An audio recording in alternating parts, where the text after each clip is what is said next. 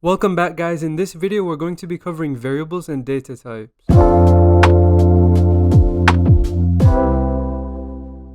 Alright, so we're going to be creating our very own variables and using them in our program. But first we're going to go over what exactly a variable is. So a variable is just a container that stores data inside of it. And I'm quickly going to tell you three main properties of variables. First of all, variables have a name. Let's say we have a variable responsible for storing someone's age. Then we could just name the variable age. Secondly, variables have a type. And a variable's type determines the type of data that can be stored inside of it. So the first type of data we'll be learning about is string. A string is just a sequence of characters. So strings can include letters, numbers, and even symbols. In the last video, all the messages we printed out were actually strings. Thirdly, variables have a value. And the value of a variable is just the data that's stored inside of it. If all this sounds complicated or you don't see how variables are useful, don't worry, because we're going to create one together right now. Alright guys, so as you can see I'm back in VS Code. So let's create a variable that stores my favorite color. So the first thing that we need to do is type var just like this. Then we want to type the name that we want to give our variable, and in this case I'm going to put fav color. Now we put the type we want our variable to be. And I told you guys a string is a sequence of characters, so I'm going to put string.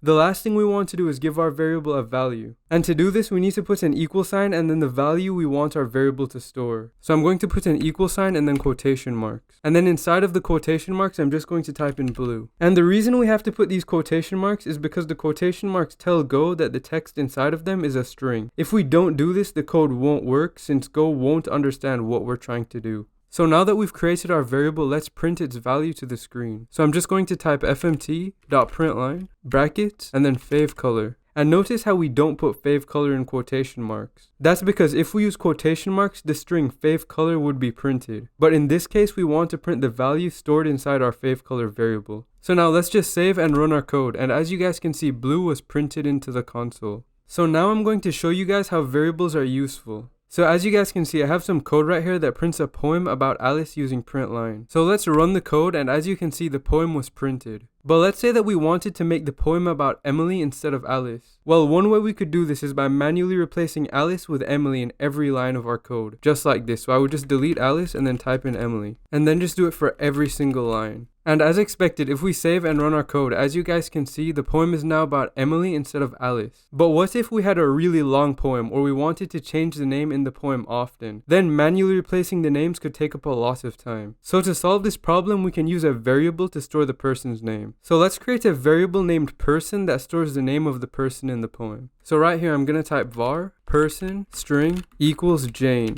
Now let's use the person variable in our poem. One thing we can do with strings is combine them using the plus sign. So let me show you. First, I'm going to delete Emily in every line of our poem, just like this. Then I'm going to put person plus before every line of our poem, just like this. So I'm just going to go ahead and do that for every line. So what this code is going to do is combine the string stored in the person variable with this string right here. So let's save and run the code, and as you guys can see, Jane was printed at the start of every line in the poem. Now let's change the name again using our variable. So I'm going to change the value of the name variable from Jane to Mary. So I'm going to delete Jane right here and type in Mary. Then let's run our code again, and as you can see, the poem is now about Mary. This is much faster than manually changing the name in each line like we were before. We can also remove the type after our variable's name to declare the variable using less code. So let me show you what I mean. So I'm just going to delete where it says string right here in our person variable. And what's happening here is that Go is smart enough to look at the value we are initializing our variable with and give our variable the appropriate type. Since we initialize our variable with a string value, Go automatically sets the variable's type to string. And we can actually see this. So let's hover over the person variable, and as you can see, it says var person string. We can actually make this even shorter by removing var and placing a colon before the equal sign. So I'm just going to delete where it says var, and now I'm just going to put a colon before our equal sign. And this line of code is exactly the same as before, but even shorter. You'll see this a lot as it's a popular way to create a variable with a value. Now I'm going to show you guys how we can change a variable's value. So after we print our poem, let's change the value in our person variable to Alice. So to do that, I'm going to come down here after the poem is printed and type person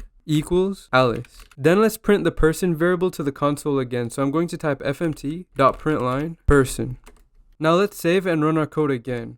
As you can see, when we printed our poem, Mary was printed for the name, then Alice was printed since we changed the variable's value from Mary to Alice. Now I'm going to show you guys constants. So I just showed you that we can change a variable's value, but we can actually create special variables called constants whose values can't be changed. Let's make the person variable a constant and see what happens. So first I'm going to delete the line of code where we create the person variable. Now to make a constant, the first thing we need to do is type const, just like this. Then we need to type the variable's name, so I'm just going to type person. Now I'm going to put string since we want our constant to be a string. Then I'm going to put equal sign and Mary. Now let's save and run our code, and as you can see we get the error cannot assign to person. This is because we tried changing our constant's value in this line of code right here, and you can't change a constant's value. So let's just delete this line of code right here, and then save and run our code again, and as you can see it now works without any errors. In Go, we can also declare multiple variables at once. So as you can see, we have some code where we declare 2 string variables and then print them to the screen. So now I'm going to run the code, and as you can see, it prints out the 2 variables values as expected. But now I'm going to show you how we can declare the 2 variables in one line. So let's go ahead and comment these 2 lines out, just like this. Now we can declare them in the same line by typing var, name, comma, hobby, equals, Cody, comma, coding. And this line of code right here functions exactly the same as these 2 lines. We can also make this shorter by deleting var right here and putting a colon before the equal sign, just like this. Now let's run the code again, and as you can see it works exactly the same as before, but our code is shorter. One more thing we can do in Go is declare variables in a block. And in some cases you might want to do this to make your code look more readable. So I'm just going to go ahead and delete this code right here. So the first thing we need to do to declare our variables in a block is just type var.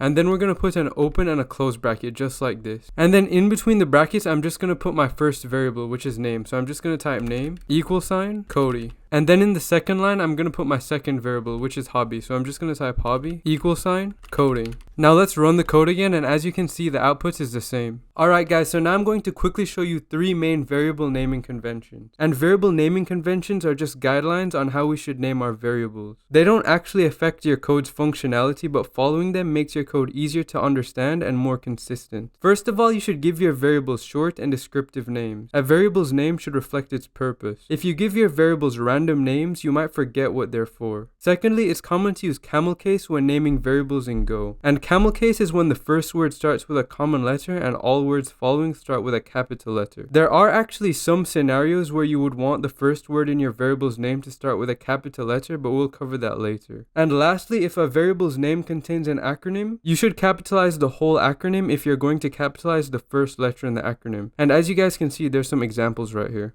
Now we're going to cover data types. So data types are the different types values can be. Right now I'm going to show you 4 data types. There's actually more data types, but this is enough for now. So first we have strings, which we've already gone over. Strings are sequences of characters and can contain letters, numbers, and even symbols. Secondly, we have int. Int is short for integer. An int is a positive or negative number without decimal. Thirdly, we have float64. A float64 is a positive or negative number. The key difference between float64 and int is that floats can contain decimals.